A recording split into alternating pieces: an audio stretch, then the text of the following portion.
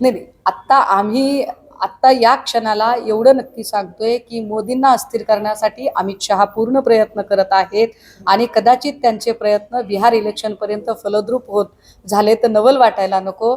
राहिला प्रश्न इंडिया अलायन्सचं काय होणार आहे, तर मला वाटते विनाकारण मनाचे मांडे आम्ही आत्ता त्याच्यावरती काही बोलणं योग्य असणार नाही. पण निश्चितपणे वरचं जर एकूण जर बघितलं आणि मोदीजींची जर देहबोली बघितली तर ती कमालीची आत्मविश्वास हरवलेली देहबोली आहे.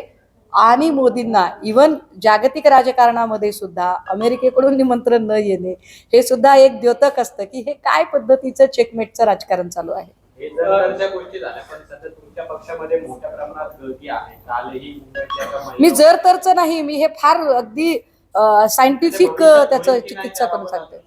बर परिस्थितीमध्ये तुमच्या पक्षामध्ये मोठ्या प्रमाणात गळती चालू झाली. कालही पटेल नावाच्या ज्या महिला उपनेत्या आहेत तुमच्या पक्षाच्या, त्यांनी सुद्धा उद्धव ठाकरे यांच्यावर टीका करत शिंदेच्या शिवसेनेत प्रवेश केला. नाही, त्यांनी उद्धव एक second let me correct you त्यांनी उद्धव साहेबांवरती अजिबात टीका केली नाही. त्यांच्याशी मी आत्ता इकडे येताना गाडीतही बोलत होते की राजोलताई, तुम्हाला असं वाटत नाही का की तुम्ही माझ्याशी एकदा बोलायला पाहिजे. त्यांचा आणि स्थानिक आमदारांचा काहीतरी प्रॉब्लेम होता, हरून खान यांचा त्यांचा काहीतरी प्रॉब्लेम होता आणि त्या प्रॉब्लेम मधून म्हणजे त्या अक्षरशः फार भावूक झाल्या होत्या आत्ताही की ताई मला असं वाटत नव्हतं की मी कधी असा गद्दारीचा डाग लावून घेईल. तो मीच म्हटलं अहो राहू दे, आता बोलू नका, वयस्कर आहात तुम्ही, तुम्हाला त्रास होऊ नये. परंतु काय असतं माहितीये का की जी लोक इकडे जातात तिकडे जातात, हा सगळा फ्लोटिंग मॉब असतो आणि हा फ्लोटिंग मॉब प्रत्येक पक्षात असतो की जिकडे सत्ता आहे तिकडे आपण गेलो पाहिजे किंवा जिकडे निवडून येण्याची शक्यता आहे तिकडे आपण गेलो पाहिजे. नगरसेवक गेले याचं काय असं तुम्ही पुढचा प्रश्न विचाराल तर त्याचं लगेच जोडून उत्तर दिलं पाहिजे. नगरसेवकांचे प्रॉब्लेम असे आहेत की निधीच मिळत नाही. विरोधी पक्षाचा जर नगरसेवक असेल तर त्याला निधीच मिळत नाही. मग त्या नगरसेवकाने सर्व्हाइव्ह कसं करायचं, त्याच्या वॉर्डात काम कसं करायचं. शेवटी प्रत्येकाला पॉलिटिकल सर्व्हाइव्ह व्हायचंय. सगळेच काही संजय राऊत सुषमा अंधारे नसतात की चला सडापट्टी आमचं काय होईल ते होईल पण आम्ही पक्षासाठी काम करणार आहोत. सो मला असं वाटतंय की ज्याची त्याची राजकीय महत्वाकांक्षा आहे, त्या राजकीय महत्वाकांक्षेपोटी जर ते गेले असतील तर कालपर्यंत आमच्यासोबत होते आणि तेव्हा फार चांगले होते आणि आमच्यापासून गेले म्हणजे आता लगेचच ते वाईट झाले असं सुद्धा आम्ही काही समजायचं कारण आजही हडपसर भागातील काही शाखा प्रमुख आणि शिवसैनिक आहेत ते सुद्धा आता शिंदेच्या शिवसेनेत प्रवेश करणार आहेत. संध्याकाळी त्यांचा प्रवेश आहे. तुम्ही फक्त लोकप्रतिनिधी म्हणताय पण बेसिक जे शिवसैनिक आहेत ते सुद्धा नाराज आहेत. कालच्या बैठकीमध्ये सुद्धा काही नाराजी व्यक्त केली. कालच्या बैठकीमध्ये कुणीही नाराजी व्यक्त केली नाही. आपल्याला अत्यंत चुकीची माहिती आहे. आपले सगळे कॅमेरे बाहेर होते आणि उलट आपण एक बातमी सुद्धा चुकीची लावायचा प्रयत्न केला आणि मी आपल्यापैकी अनेकांशी बोलायचा प्रयत्न केला. बातमी लावताना कोणीतरी सांगितलं की सुषमाताईंना मुकाटेंची खुर्ची काढून दिली, मात्र मुकाटे साहेब हे ऑलरेडी वेगळ्याच ठिकाणी बसले होते, मी वेगळ्याच ठिकाणी बसले होते. माझा आणि त्यांच्या बसलेल्या स्थानाचा अर्थार्थी काहीच संबंध नव्हता.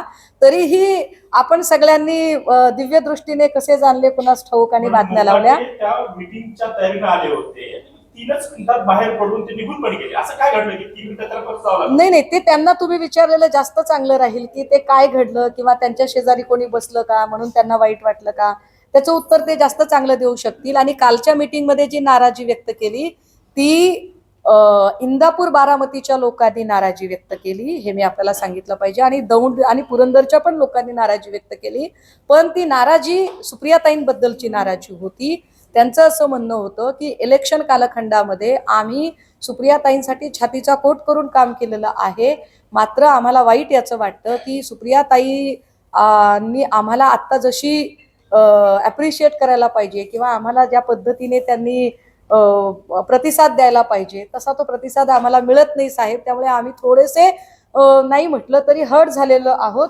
ही भूमिका त्यांनी राऊत साहेबांकडे मांडली. राऊत साहेबांनी त्यांना सांगितलं की ठीक आहे, मी त्यांना पार्लमेंटमध्ये भेटेल त्यावेळेला मी त्यांना हे सगळं सांगेन आणि त्यांना सांगेन मी, आणि गरज पडल्यास इंदापूर दौंड बारामतीचे सगळे शिवसैनिक, खासदार सुप्रियाताई आणि राऊत साहेब या सगळ्यांची एकत्रित बैठक सुद्धा लावली जाईल. यावर चर्चा झाली. ती नाराजी त्या संदर्भात नाही, मला आपण नाराजीची चर्चा भलत्याच ठिकाणी वळवत होतात म्हणून मी आपल्याला सांगितलं की काय घडलं.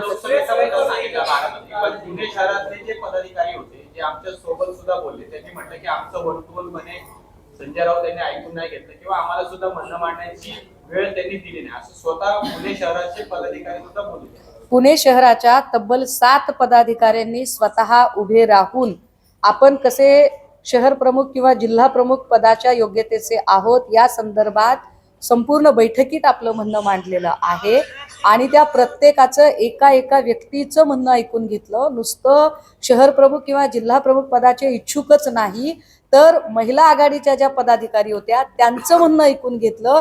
इव्हन GBSचे काही रुग्ण सापडत आहेत त्या संदर्भाने युवा सेनेच्या काय कल्पना आहेत, युवा सेनेने आपली भूमिका मांडली, त्यावरही आम्ही आमची भूमिका केली. आणि आंदोलनं करताना पुण्यातली आंदोलनं, राज्य पातळीची आंदोलनं कोणती आणि महापालिकेच्या प्रश्नांची आंदोलनं कोणती याच्या बायफर्केशनवर सुद्धा चर्चा झाली. त्यामुळे आपण अगदीच अंदाजे जे काही बाण मारताय त्याला काही अर्थ नाही.